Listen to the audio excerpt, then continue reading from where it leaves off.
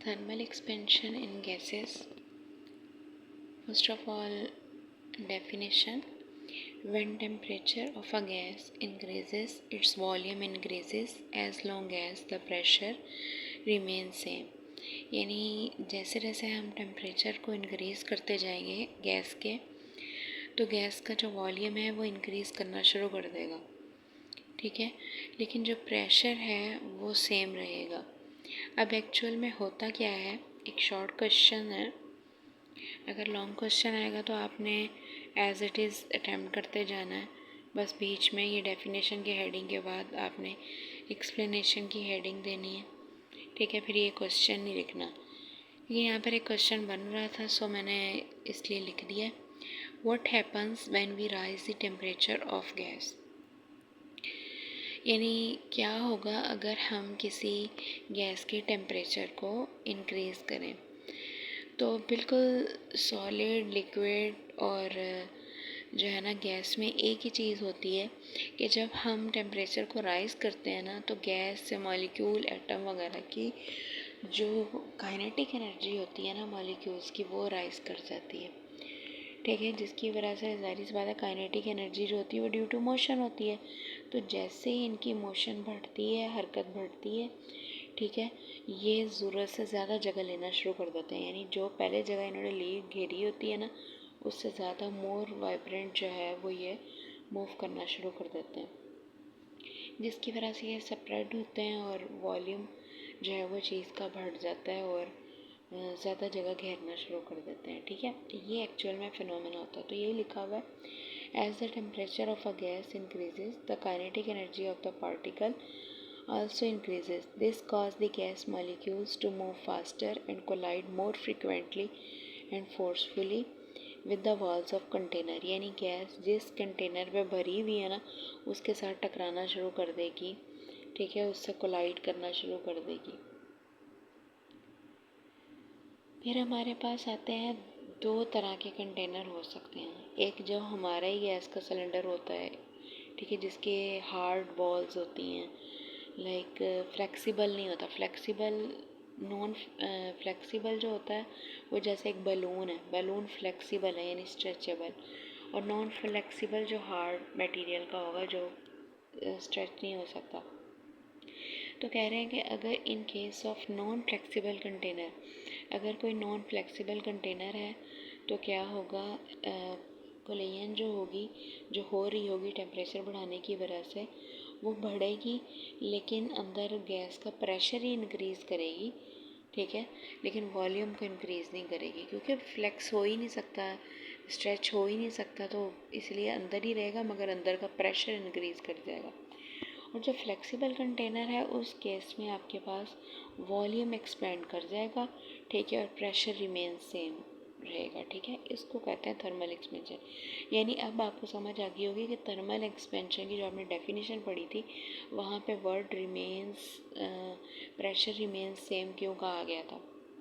यानी कि अगर प्रेशर सेम रहेगा तभी एक्सपेंशन होगी, अदरवाइज़ नहीं होगी, फिर वो प्रेशर बढ़ना शुरू हो जाएगा और एक्सपेंशन नहीं होगी।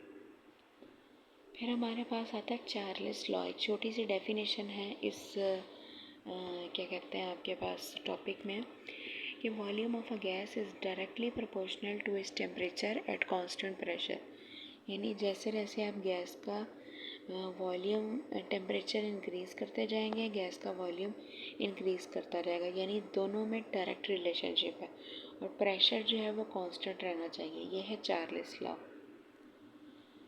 नेक्स्ट हमारे पास आता है इम्पोर्टेंस ऑफ थर्मल एक्सपेंशन। इसी टॉपिक का हिस्सा है, यानी थर्मल एक्सपेंशन की क्या अहमियत है हमारी डेली लाइफ में।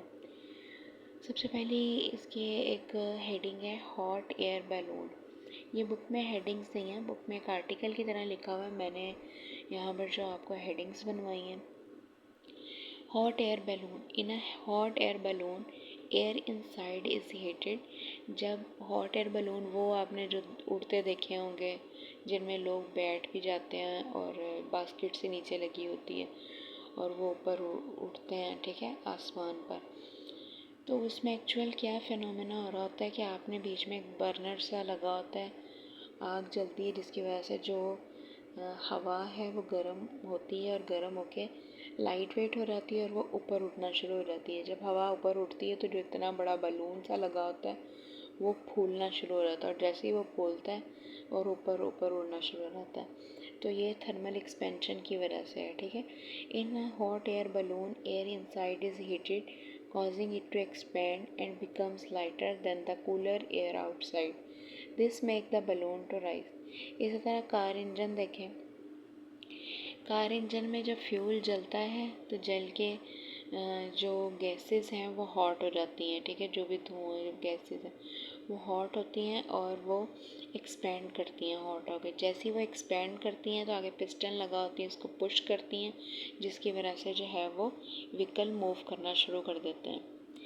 फिर हमारे पास नेक्स्ट और लास्ट हमारे पास जो इम्पोर्टेंस है वो है वेदर पैटर्न। जो हमारे मौसम की तब्दीलियां हैं वो भी थर्मल एक्सपेंशन की वजह से आती हैं, कि जो वार्म एयर है वो एक्सपेंड होकर ऊपर उड़ जाती है, ठीक है, जिसकी वजह से एयर प्रेशर इफ़ेक्ट होता है, ठीक है, और हवाएं वगैरह चलती हैं और वेदर चेंज हो जाता है। नेक्स्ट हमारे पास आता है disadvantage of uncontrol expansion in gases. पहले तो हमारे पास कुछ इम्पोर्टेंस थी, अब हमारे पास है एक डिसएडवांटेज कह लें कि इसका एक नुकसान, इसका एक डेंजरस पॉइंट जो है वो है अनकंट्रोल एक्सपेंशन का।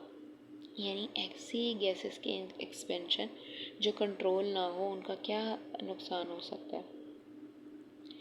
आपको पता है जो हमारे डेली लाइफ में जो यूज़ हो रहे होते हैं किचन में सिलेंडर, और इसी तरह एरोसोल स्प्रे जो होते हैं, लाइक जो हमारे पास कैन्स होते हैं जिनमें गैस कंप्रेस करके गैस भरी जाती है, ठीक है, अगर उनको एक्सप्लोड हो सकते हैं, फट सकते हैं।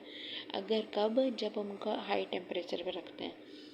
उनको जब हाई टेम्परेचर देते हैं तो होता क्या है कि गैस चूँकि कंटेनर के अंदर है, तो मैं पहले ही प्री टॉपिक के बिल्कुल स्टार्ट में बता चुकी हूँ कि जब किसी हार्ड कंटेनर के अंदर गैस होगी ना, तब आप उसको टेम्परेचर देंगे ना तो वो एक्सपेंड नहीं कर सकती, वो अंदर ही अंदर एक्सपेंड करेगी। मतलब चूँकि सिलेंडर फैल ही नहीं सकता, तो अंदर का जो प्रेशर है वो राइज़ होना शुरू हो जाएगा, जिसकी वजह से एक्सप्लोजन हो सकता है, धमाका हो सकता है, ठीक है। तो ये उसका एक डिसएडवांटेज है, ठीक है, ड्रॉबैक है, ठीक है। नेक्स्ट हमारे पास जो है वो इंशाल्लाह हम नेक्स्ट टॉपिक को नेक्स्ट वीडियो में पढ़ेंगे।